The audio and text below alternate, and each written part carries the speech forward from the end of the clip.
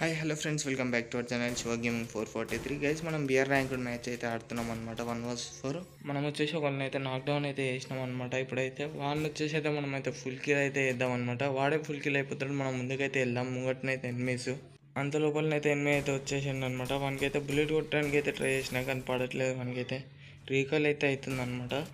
ఇప్పుడు వచ్చేసి వాడైతే అక్కడ సైడ్ అయితే వెళ్ళినాడు, అంటే అవతల డోర్ సైడ్ అయితే ఉన్నాడు వీడు ఎనిమి.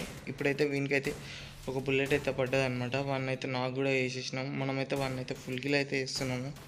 మనమైతే ఫుల్ కిల్ కూడా వేసినాం అనమాట. అక్కడనైతే ముంగటనైతే ఫైట్ అయితే అవుతుంది. చాలా సేపటి నుంచి అవుతుంది అనమాట అక్కడ ఫైట్.